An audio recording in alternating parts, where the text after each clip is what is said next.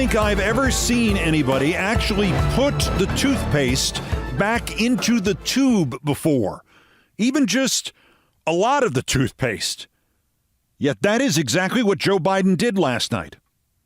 Many years ago, probably in 2006 or 2008, I was seated at an anchor desk on an election night at 30 Rock, probably a primary night, and the man seated next to me, who was at least 60 years old at the time, got the cue to do our reset at the top of a new hour.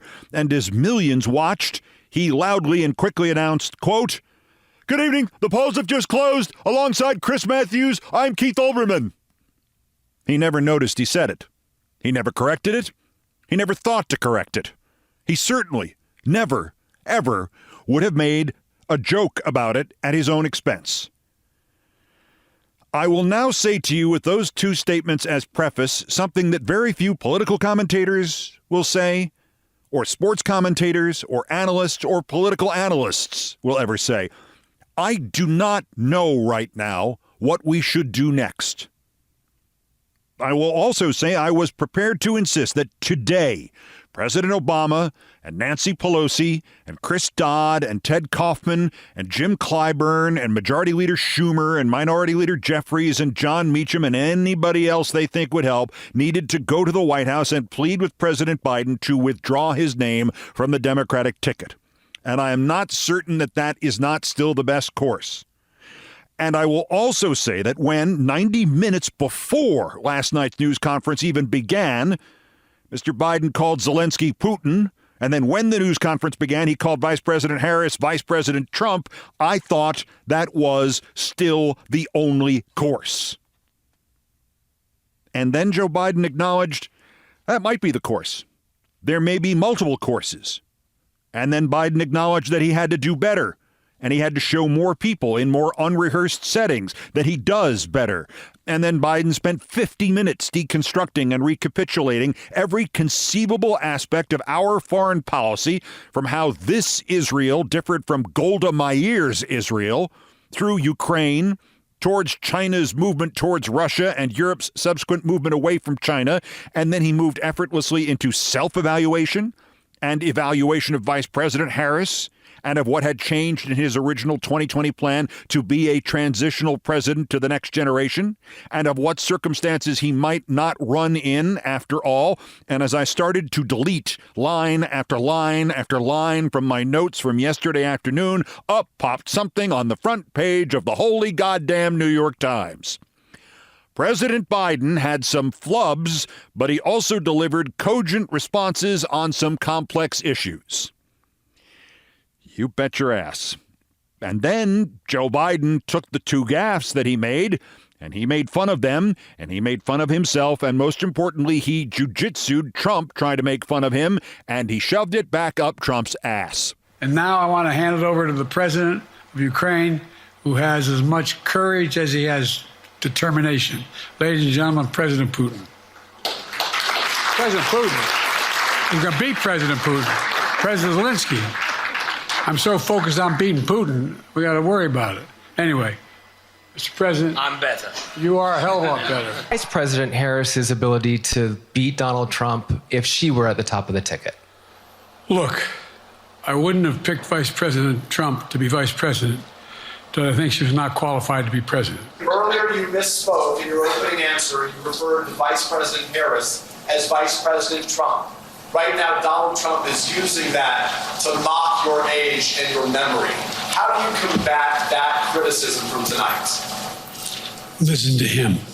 Shortly thereafter came the tweet, I would presume written by somebody else, but under his byline and certainly consistent with that snark, the dare, the dismissiveness of what he said at the press conference about Trump. It's a screenshot of Trump's Joe begins his big boy press conference with, I wouldn't have picked Vice President Trump to be vice president, though I think she was not qualified to be president. Great job, Joe. Attached to that, this dagger thrust from Biden. Quote, by the way, yes, I know the difference. One's a prosecutor and the other's a felon. I do not know what to do next.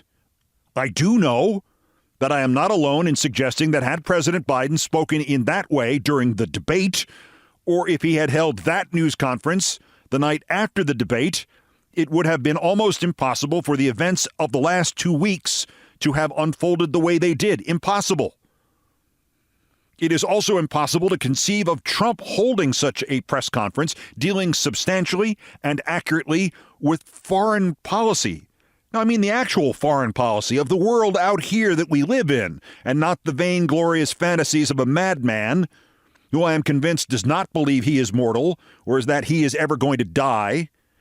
I don't mean asking Trump to hold a substantive 50-minute news conference. I mean asking him to hold 3 or 4 minutes about other things and other people besides himself and how wonderful he is.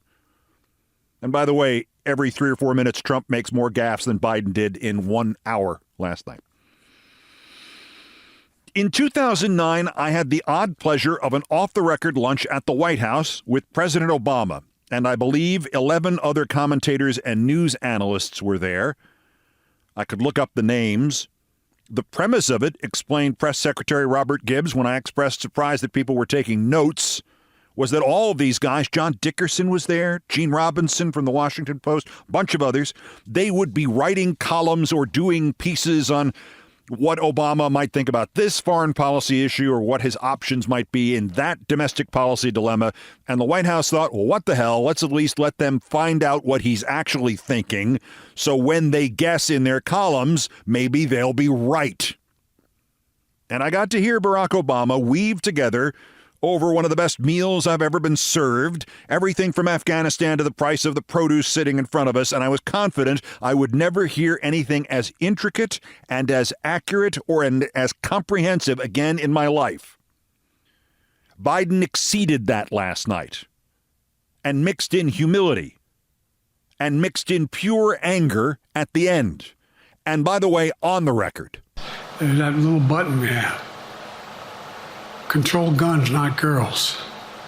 I mean, the idea, we're sitting around, this is where Kamala's so good as well. We're sitting around, more children are killed by a bullet than any other cause of death. The United States of America. What the hell are we doing? What are we doing? We got a candidate saying, promise the NRA, don't worry, I'm not going to do anything. I'm not going to do anything. So I do not know what to do next, other than to think about it some more. Because as impressive as that was, it did not magically wipe away the remaining negatives. And the primary remaining negative is that there is now a presidential campaign whose genuinely mentally ill candidate is being let off the hook for calling Biden Obama and calling Nikki Haley Nancy Pelosi, and for forgetting his son's name, and for descending into gibberish 5 times a speech, week in and week out, because the other guy is the president of the United States and not insane, so we hold him to a higher standard, and because the news media of this nation is irreparably broken, and because that opposition campaign has $61 million in ad money to spend on making sure that everybody in this country who's not giving Joe Biden the benefit of the doubt or wasn't watching the news conference hears him call Zelensky Putin. And after the debate, that benefit of the doubt started to dry up, and as of last night, the well bed had been pretty dry. I'm out of analogies here. Maybe toothpaste in the well bed? There also remains the unmistakable reality that the news conference last night was a first step, and it should have been taken first, and now instead it could easily be the last straw, because ultimately this is not about Joe Biden doing the job. It's about him winning the election. But one thought. It is possible that in that news conference are the seeds of a way to keep President Biden on the ticket and get him over the finish line. I have suggested here previously that taped television interviews are useless, as was the opening of the news conference where he read from the teleprompter, other than to let him toot his own horn for a while. But live television interviews would not be useless. Tell NBC the president will give Lester Holt an hour, but it must be live, period. Or it must be a live town hall, or cancel the interview and hold another news conference, or a town hall, Or have them just stop people on the street live. Saturate the airwaves with Joe Biden live. Joe Biden making sense on foreign policy, making sense on jobs, making sense on inflation, on democracy, on immigration, on guns, on Trump. Flood the zone with Joe Biden live every week. Last night he did something extraordinary, something I flatly thought impossible until I saw it, and which I would not have believed if I had merely heard an account of it. Keep doing that. Bring him back once a week. Hell, twice if you can get people to carry it. Put him on live so often that he begins to bore voters to tears. All right, I'll vote for you. Get off my television. Lost in our attempt to fathom how the idiots and haters of this country not just stand Trump, but love Trump, is the simplicity of what he means to them. He is a television show. Virtually every Saturday for 2 years, he has gone somewhere and, in front of a raucous crowd, presented this bizarre cross between an hour of hee-haw and a Hitler rally. He's always there, always talking, always soothing the people whose lives are failures and need somebody else to blame. But mostly, he's just there. Like McDonald's. Well, maybe Biden can be that for the rest of the nation. Maybe that is the lesson of last night. It is sad, and as a 65-year-old man, it is terrifying for me to contemplate that I will be there soon enough to remember the harshness of my own words. But America, especially our under-informed voters, will in fact choose the crazy old man yelling at the cloud over the sane old man who's whispering at the wind. It is cruel. It is the opposite of their best interests. That don't make it any less true. Because as I have said for 2 weeks, the worst place in the world for the hopes of this country and this humanity is where we are, in the middle, as forces on both sides of this heart-rending uncertainty gather strength and will and resoluteness and even gather anti-Harris polling leaked by the Biden campaign in as irrational a political decision as I've ever seen. Do we give Joe Biden a week to fight his way completely back to put the rest of the toothpaste in the tube? He said if they show him data that shows he cannot beat Trump, he'll go. He said his delegates can vote for somebody else in August at the convention, and I know he conditioned that on a lot of other factors, but can you imagine anybody else saying that ever in American history? And then, by the way, segueing back to the complicated history between Japan and South Korea? Again, this is not an unquestioned endorsement of the continued candidacy of Joe Biden. I have reached the conclusion after 2 years of doing this podcast and after the 2 weeks since the debate, in which I have thought about nothing else, that if Joe Biden's age were not part of this campaign and Joe Biden's gaffes were not part of this campaign and the efforts to shield Joe Biden from risky situations were not part of this campaign, all of the spotlights, the justifiable spotlights and the media creation spotlights would turn entirely on Trump. The media would be full-time hunting Trump. I'm not an idiot. I don't think Vice President Harris or President Harris would sail untouched through an unprecedented replacement campaign, but I do think she would get nearly all of the independent voters, and I do think she would get nearly all of the so-called double haters, and I do think she would every day speaking, not speaking, smiling, not smiling, toothpasting or not toothpasting. She would remind every American that Trump is a dangerous, psychopathic, unstable, old man. Trump's candidacy, I think, is viable, plausible, not inherently ridiculous, largely because Joe Biden blunts much of the shock each day that Trump should inflict but does not. The number of things that we cannot now say about Trump, the number of things that would, in Biden's absence, occur to our vast, underinformed demographic who will actually decide this election would be enormous. The oxygen supply for Trump, the other thing we can't conceive, that he can point to Joe Biden and say to his supporters and say, I'm not old, he's old. I'm not unreliable, he's unreliable. No Biden, and that vanishes. Not vanishing from Trump. He will continue to say those things, and now he would say new and racist things as well, but the ability to point at President Biden and score both sidesist, whataboutist points by merely noting Biden's age or his infirmity or his struggles, that would be gone. That enticing scenario remains. And the other problem that isn't going away is about those around the president. After the news conference yesterday and the news stories yesterday, there's no immediate need to test Joe Biden's acuity, but there certainly are reasons to test his staff's sanity. The ABC Washington Post poll yesterday that showed 57% of Democrats want the president to drop out actually buried the lead from the poll. It also polled a Trump-Kamala Harris matchup. She leads that 49-47. Trump and Biden are tied at 46. And those poll numbers would be Vice President Harris's start, not her finish. But a campaign staff memo leaked to the New York Times from the Biden campaign chairman and manager insists that for the president there is, quote, clear pathway ahead, and then goes in a dark direction. Quote, there is also no indication that anyone else would outperform the president versus Trump.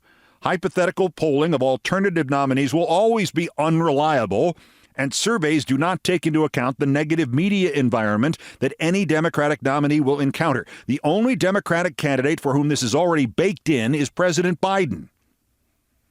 That there is mudslinging by implication against the vice president by those around the president is bad enough. What's worse is that those conclusions are ridiculous. After Trump's convictions, the president had finally taken the lead in the polling averages. He was on the upswing nationally. He was on the upswing in every swing state. And now this tie in the post-ABC poll is the best result since the debate.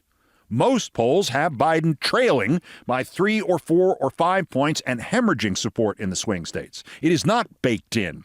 To continue the analogy, there is a lot more of it in the oven, and the goddamned oven may also be on fire.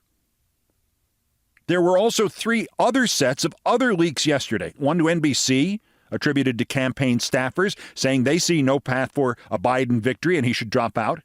One to the New York Times, attributed to longtime aides and advisors, saying they are seeking ways to convince him to drop out. And a third to the nonprofit Notice News, saying that the unanimous support of the Congressional Black Caucus covers up several members who believe he needs to step down but aren't saying it so they can say they're unanimous. The senators at the meeting with Biden staffers say they were provided no new data yesterday, no polling, no new information. One Democratic senator has now called for Biden to step aside. 14 Democratic members of Congress have done the same, including the contrarian Marie Gluesenkamp-Perez. And she says the president should also resign his office. And then there were the radio interviews. The White House provided questions to WURD in Philadelphia before it interviewed President Biden, and to the Civic Media Progressive Radio Network in Wisconsin. The Philadelphia station has already parted ways with its host who went along with this manipulation. Now the Wisconsin outlet is revealing that after their interview with the questions President Biden certainly were considered ready for, the campaign was concerned that he had made a factual error in one answer and made an unfortunate reference to hanging in another answer, and they asked the network to edit those answers down, and it complied. The New York Times, and yes, their editorial choices have damaged their reputation beyond repair. The solution here may be to replace the New York Times with Kamala Harris. The New York Times actually then did some decent gumshoe reporting.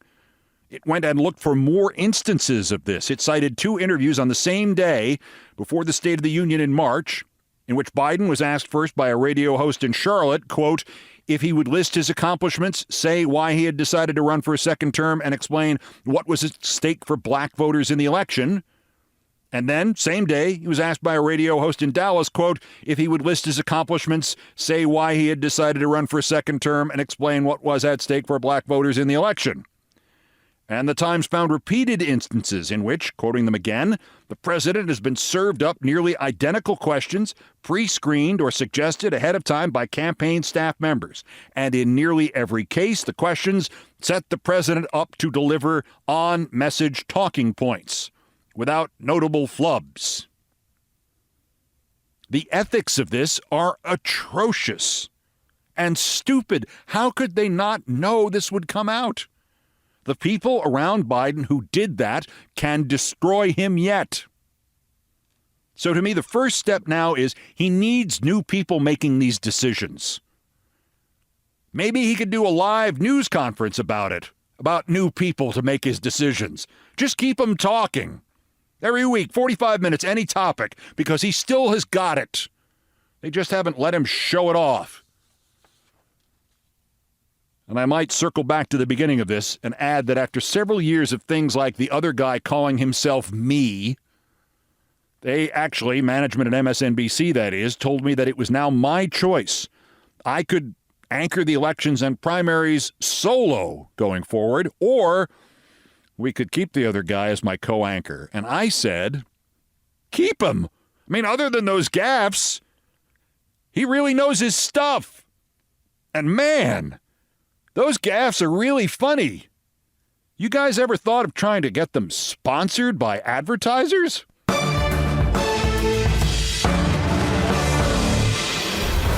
Also of interest here, of course, if I invoke Chris Matthews, there must be a Chuck Todd story.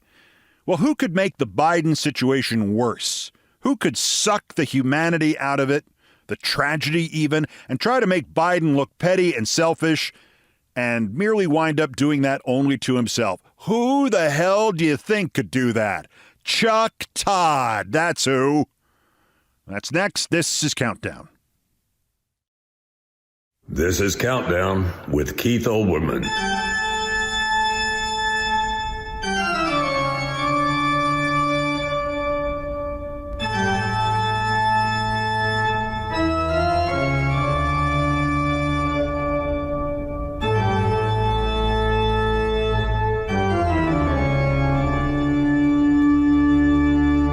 Presidents may rise and fall, but there are always new idiots to talk about. The daily roundup of the miscreants, morons, and Dunning-Kruger effect specimens who constitute today's worst persons in the world.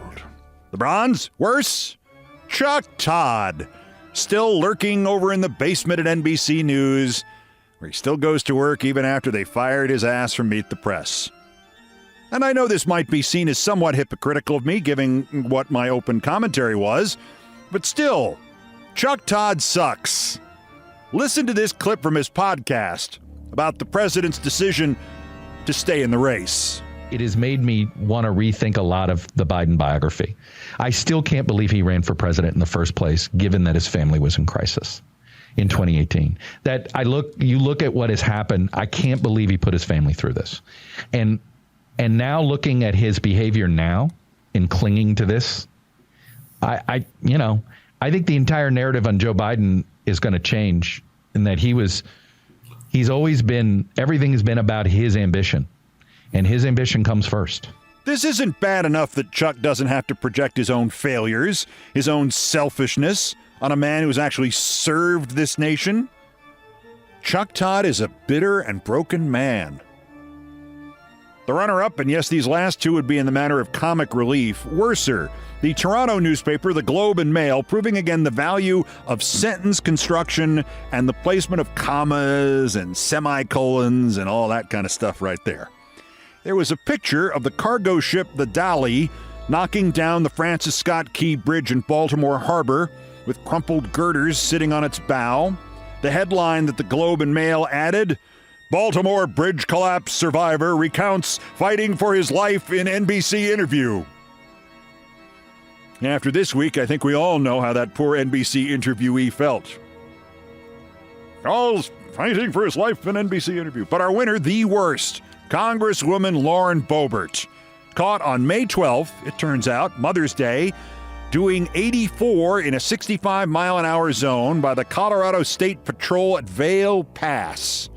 They gave her a speeding ticket, Told her to pay $174.50, and she was supposed to pay it by July 3rd, and guess what? She didn't. A scofflaw. She now has a court appearance scheduled for July 26th. Well, I'm just going to assume here that she, at that court appearance, will be explaining to the judge that the speeding was accidental because she isn't good at handling a stick. Lauren Boebert, get a grip. Today's worst person in the world.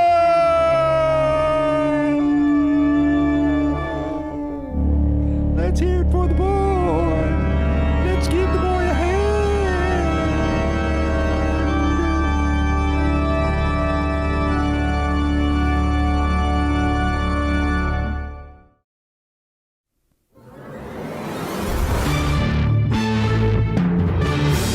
Fridays with Thurber and the works of the master, and one I have not read to you here before, but is one of my favorites because it is, well, you'll hear. Fridays with Thurber and the Macbeth Murder Mystery by James Thurber. It was a stupid mistake to make, said the American woman I had met at my hotel in the English Lake Country. But it was on the counter with the other Penguin books, the little sixpenny ones, you know, with the paper covers. And I supposed, of course, it was a detective story. All the others were detective stories. I'd read all the others.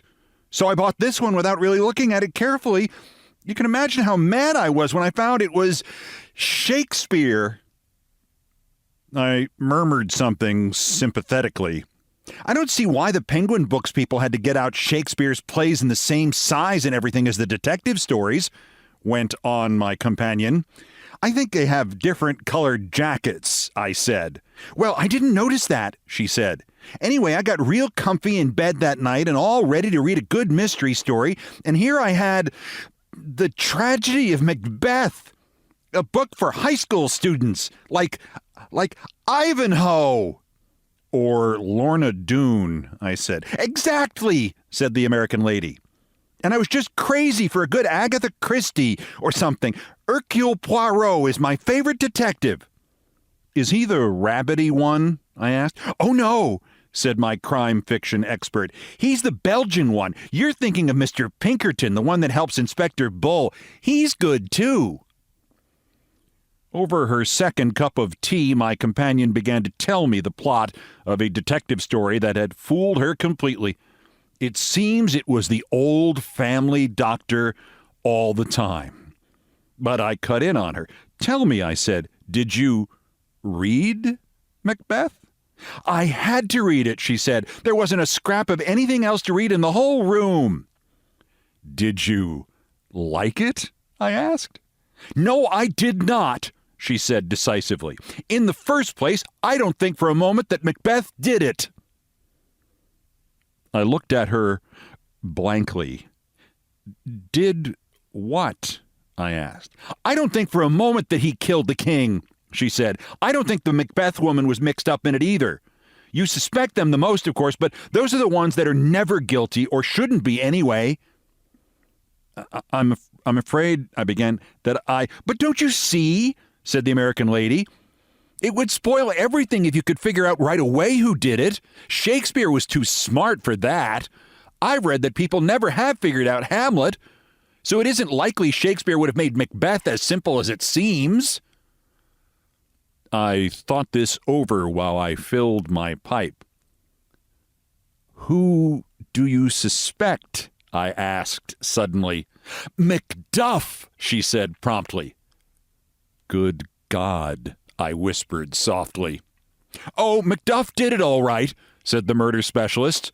Hercule Poirot would have gotten him easily. How did you figure it out? I demanded. Well, she said, I didn't right away. At first I suspected Banquo. And then, of course, he was the second person killed. That was good right in there, that part. The person you suspect of the first murder should always be the second victim. Is that so? I murmured. Oh, yes, said my informant. They have to keep surprising you. Well, after the second murder, I didn't know who the killer was for a while. How about Malcolm and Donalbain, the king's sons? I asked. As I remember it, They fled right after the first murder. That looks suspicious. Too suspicious, said the American lady. Much too suspicious. When they flee, they're never guilty. You can count on that. I believe, I said, I'll have a brandy, and I summoned the waiter. My companion leaned toward me, her eyes bright, her teacup quivering. Do you know who discovered Duncan's body? She demanded. I said I was sorry, but I had forgotten. Macduff discovers it, she said, slipping into the historical present. Then he comes running downstairs and shouts, Confusion has broke open the Lord's anointed temple, and sacrilegious murder has made his masterpiece, and on like that. The good lady tapped me on the knee. All that stuff was rehearsed, she said. You wouldn't say a lot of stuff like that offhand, would you, if you'd found a body? She fixed me with a glittering eye. I began. You're right, she said. You wouldn't unless you had practiced it in advance. My God, there's a body in here, is what an innocent man would say. She sat back with a confident glare. I thought for a while. But what do you make of the third murderer? I asked. You know, the third murderer has puzzled Macbeth scholars for 300 years. That's because they never thought of Macduff, said the American lady. It was Macduff, I'm certain. You couldn't have one of the victims murdered by two ordinary thugs. The murderer always has to be somebody important. But what about the banquet scene? I asked after a moment. How do you account for Macbeth's guilty actions there when Banquo's ghost came in and sat in his chair? The lady leaned forward and tapped me on the knee again. There wasn't any ghost, she said. A big, strong man like that doesn't go around seeing ghosts, especially in a brightly lighted banquet hall with dozens of people around. Macbeth was shielding somebody. Who was he shielding? I asked. Mrs. Macbeth, of course, she said. He thought she did it, and he was going to take the rap himself. The husband always does that when the wife is suspected. But what, I demanded, about the sleepwalking scene then? The same thing, only the other way around, said my companion. That time, she was shielding him. She wasn't asleep at all. Do you remember where it says, Enter Lady Macbeth with a taper? Yes, I said. Well, people who walk in their sleep never carry lights, said my fellow traveler. They have a second sight. Did you ever hear of a sleepwalker carrying a light? No, I said, I never did. Well, then she wasn't asleep. She was acting guilty to shield Macbeth. I think, I said, I'll have another brandy, and I called the waiter. When he brought it, I drank it rapidly and rose to go. I believe, I said, that you have got hold of something. Would you lend me that, Macbeth? I'd like to look it over tonight. I don't feel somehow as if I've ever really read it. I'll get it for you, she said, but you'll find that I'm right. I read the play over carefully that night, and the next morning after breakfast I sought out the American woman. She was on the putting green, and I came up behind her silently and took her arm. She gave an exclamation. Could I see you alone? I asked in a low voice. She nodded cautiously and followed me to a secluded spot. You found out something, she breathed. I've found out, I said triumphantly, the name of the murderer. You mean it wasn't Macduff? She said. Macduff is as innocent of those murders, I said, as Macbeth and the Macbeth woman. I opened the copy of the play which I had with me and turned to Act 2, Scene 2. Here, I said, you will see where Lady Macbeth says, I laid their daggers ready, he could not miss 'em. Had he not resembled my father as he slept, I had done it. Do you see? No, said the American woman bluntly. I don't. But it's simple, I exclaimed. I wonder I didn't see it years ago. The reason Duncan resembled Lady Macbeth's father as he slept is that it actually was her father. Good God, breathed my companion softly. Lady Macbeth's father killed the king, I said, and hearing someone coming, thrust the body under the bed and crawled into the bed himself. But, said the lady, you can't have a murderer who only appears in the story once. You can't have that. I know that, I said, and I turned to Act 2, Scene 4. It says here, enter Ross with an old man.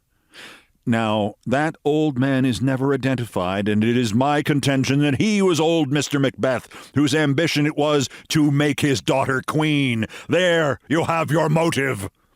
But even then, cried the American lady, he's still a minor character. Not, I said gleefully, when you realize that he was also one of the weird sisters in disguise. You mean one of those 3 witches? Precisely, I said. Listen to this speech of the old man's. On Tuesday last, a falcon, towering in her pride of place, was by a mousing owl hawked at and killed. Who does that sound like? It sounds like the way the 3 witches talk, said my companion reluctantly. Precisely, I said again. Well, said the American woman, maybe you're right, but I'm sure I am, I said. And do you know what I'm going to do now? No, she said. What? Buy a copy of Hamlet, I said, and solve that. My companion's eyes brightened. Then, she said, you don't think Hamlet did it? I am, I said. Absolutely positive he did not. But who? She demanded. Who do you suspect? I looked at her cryptically. Everybody, I said, and disappeared into a small grove of trees as silently as I had come. The Macbeth Murder Mystery by James Thurber.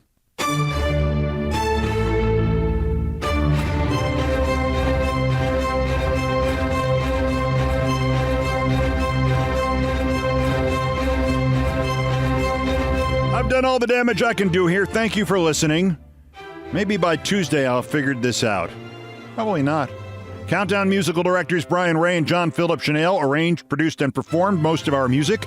Mr. Ray was on the guitars, bass, and drums, and Mr. Chanel handled orchestration and keyboards. Produced by TKO Brothers. Other music, including some of the Beethoven compositions, arranged and performed by No Horns Allowed. Sports music is the Olbermann theme from ESPN2, written by Mitch Warren Davis, courtesy of ESPN Inc. Our satirical and pithy musical comments are by Nancy Faust, the best baseball stadium organist ever. Our announcer today was my friend Jonathan Banks. Everything else was pretty much my fault. So that's Countdown for this, the 117th day until the 2024 presidential election. Now, wouldn't it be funny if over the weekend Trump dropped out? Or was dropped out? It's also the 1,282nd day since convicted felon Donald J. Trump's first attempted coup against the democratically elected government of the United States. Use the September 18th sentencing hearing. Use the mental health system. Mr. President, you've got it. Use presidential immunity against Trump to stop him from doing it again while we still can. Put the toothpaste back in his tube. You know what I mean. The next scheduled countdown is Tuesday. Bulletins as the news requires. Till then, I'm Keith Olbermann. I'm going to go think. Good morning, good afternoon, good night, and good luck.